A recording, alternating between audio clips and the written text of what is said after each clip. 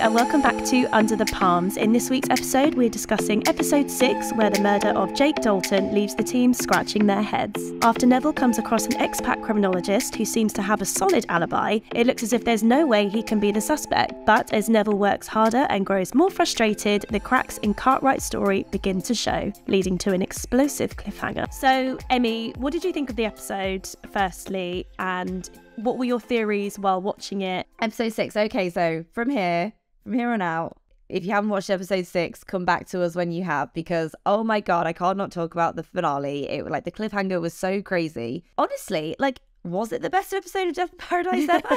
Yeah. Because there were so many things I loved about it. I loved the guy that they were trying to track down, Cartwright, the guy they were trying to pin the murder on, and they were right, but they couldn't actually catch him because he was just doing it for the thrill of it and for the thrill of not getting caught and for the thrill of messing with the police. And I was like, oh my God, it's like Batman the Dark Knight. It's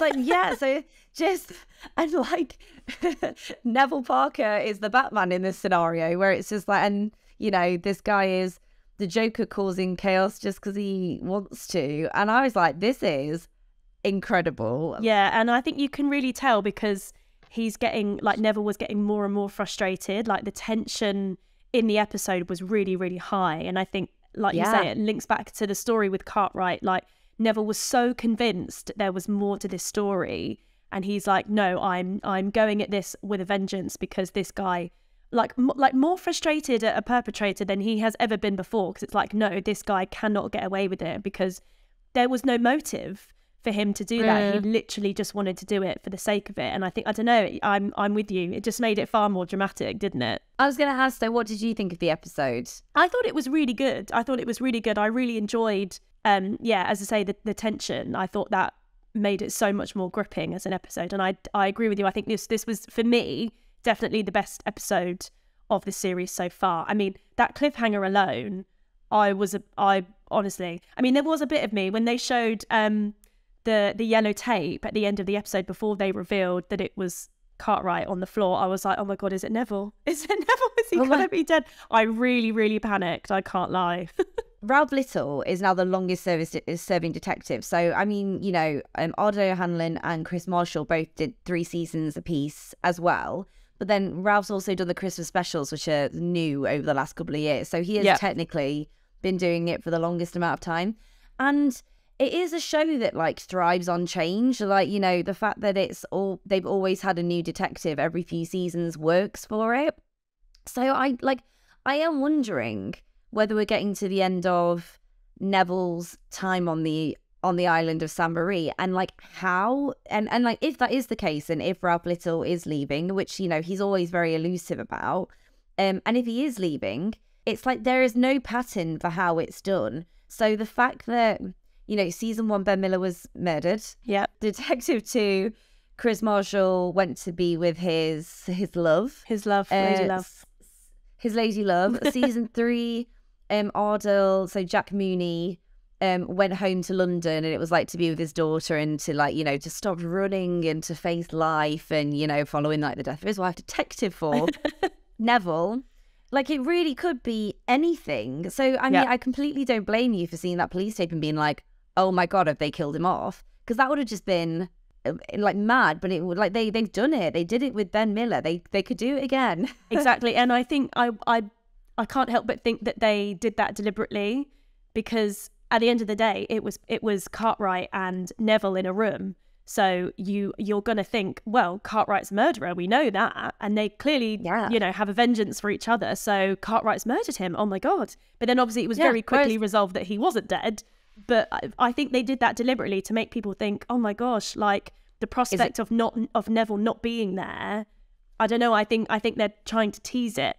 Oh, I think you're so right. And and it's so true, isn't it? Because when you see it, it's well, Neville's a cinnamon roll. So Neville hasn't murdered. Exactly. So, who's dead? Yeah.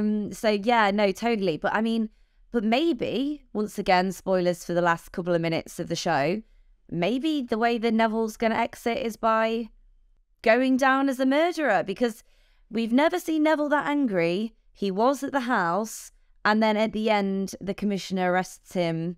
Let's theorize. Do you think he did it or what?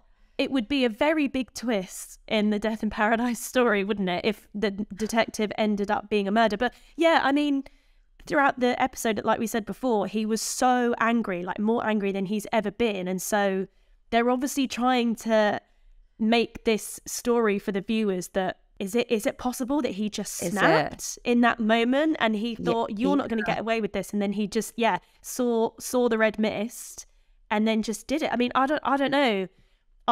Is he the murderer? It would actually be a very good TV twist, but part of me thinks that they are going to resolve it and it is going to end up like there is going to be an answer to what actually happened, and it isn't going to be Neville, but you never know. Let's talk about it. Like, who could it have been? Who's your number one suspect? Well, the obvious one, I think, when you get to the end of that episode, the obvious one is Rose. Because, obviously she's the wife of Jake Dalton, who was murdered at the very beginning of that episode. At the same time, you think, how would they have done that? Because it was only them two in the room, wasn't it? So there has to be a way. But another thing that might happen is that Neville will go to prison.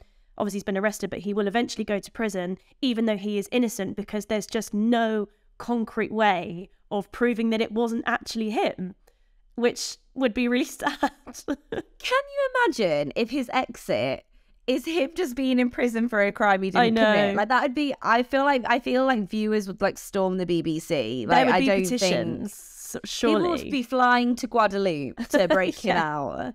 Do you want to hear who I think did it, Francesca? Go on, tell me. So I think my main two are two suspects. So I think Rosie's a really good one. I think the fact that she's his cleaner as well. She can deal with the crime scene. She can leave no fingerprints, whatever.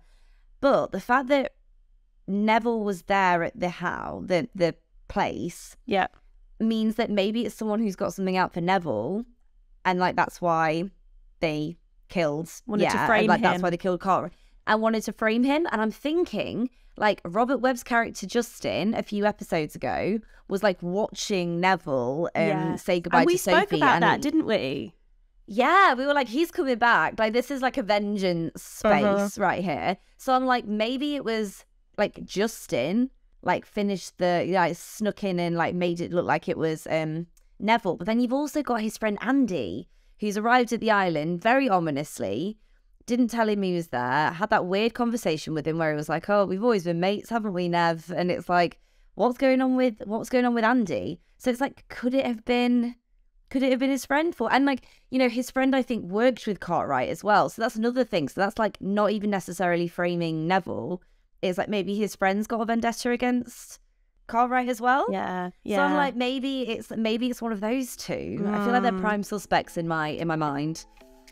Thanks so much for watching this week's Under the Palms. We would love to hear your theories and comments about what you think's going to happen. How do you think Neville's going to get himself out of this situation? Let us know, leave comments, and don't forget to like and subscribe and head over to hellomagazine.com for more content on Death in Paradise, and we'll see you next week.